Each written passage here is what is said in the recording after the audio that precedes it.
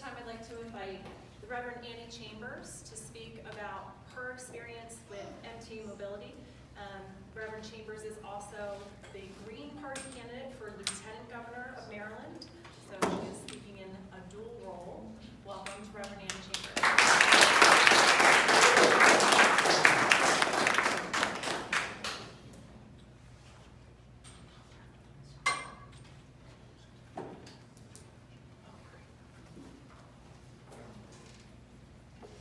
Good afternoon. Good afternoon.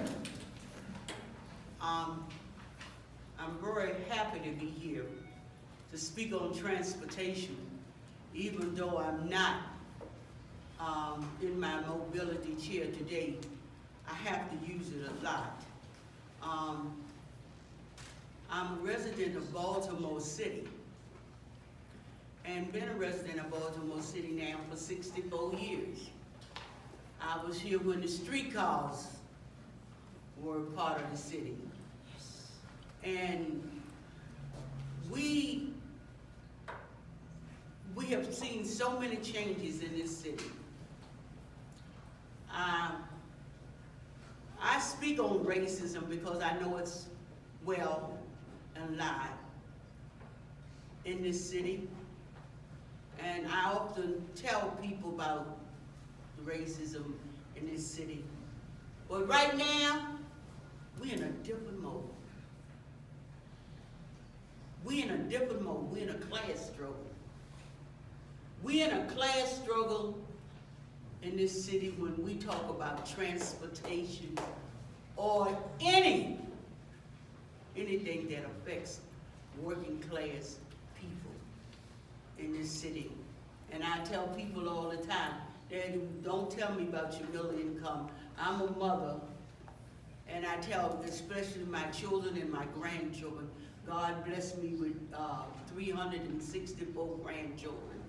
And I'm the mother of 25 children, and when they want to talk about, they got, some of them got jobs, and they want to consider themselves middle income. I said, no, baby, there's only two classes of people in America.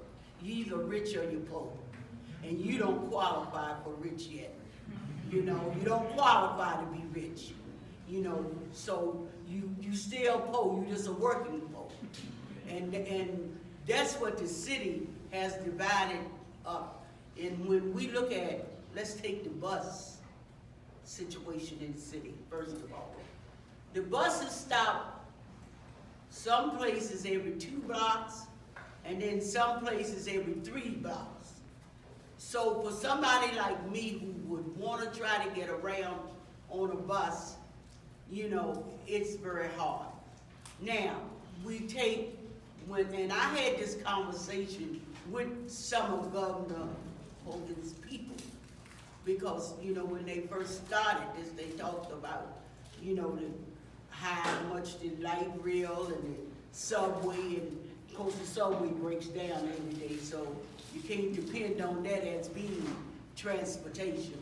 And the light rail, all of that's in the heart of the city. You understand? The subway, the light rail, it does not serve the working class people in the city. So when I say it does not serve, people cannot even get jobs.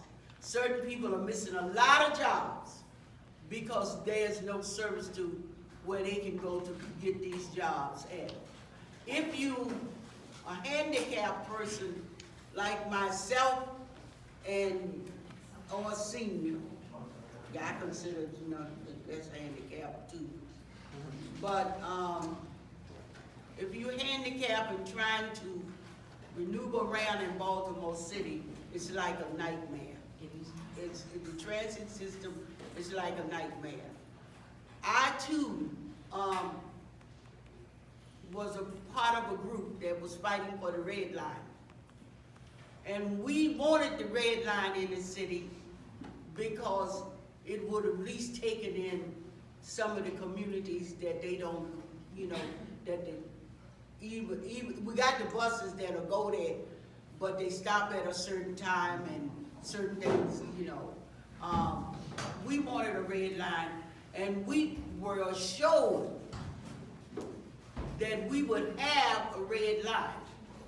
Now, I don't know who's in here supporting Governor Hogan, but see, I say the truth wherever I go, and let you know, Governor Hogan told a lie. I'm not gonna say he made a mistake or what, he told a lie. I'm telling you what's in the Bible. He told a lie. Governor Hogan said he was gonna support the red line, just like they said it was gonna support 15, fight for 15, but anyway, that's one of the other lies he told. But the lie that he told us that he supported it. And he came to people. I've been an organizer ever since I was 14 years old. I've been in the struggle. And he came to communities. He got his people. So he didn't come personally, but he got his people to come into communities, talk to us, and assured us of all these things concerning the red line. But when time came, just like I said, he told a lie. And I'm not going to say he gave the money, he stole. He stole the money. He stole it. See, I don't put nice words where they don't supposed to be. You understand? I don't put nice words with it. He stole the money and he gave it and put it in some other places that he had promised and feel that he's going to get more support this particular time around and more votes. And he put it where he thought his supporters were. You understand? So I am a candidate for Lieutenant Governor, and I'm saying to everybody that we have to stand up and say no more. I am tired of all the talk. We have to stand up and say no more.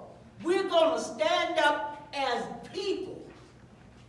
We're going to stand up as people. And, you know, I'm saying vote for the best candidate that's going to serve you. Not one that's going to smile in your face and cut your throat behind your back, because that's what Hogan did. And when it come to us with transportation, when it came to fight for 15 and some other things, because I work with human services all the time, that's what he did. So I don't want another candidate to stand up in my face and lie and say he's going to do something or she's going to do something and don't do it.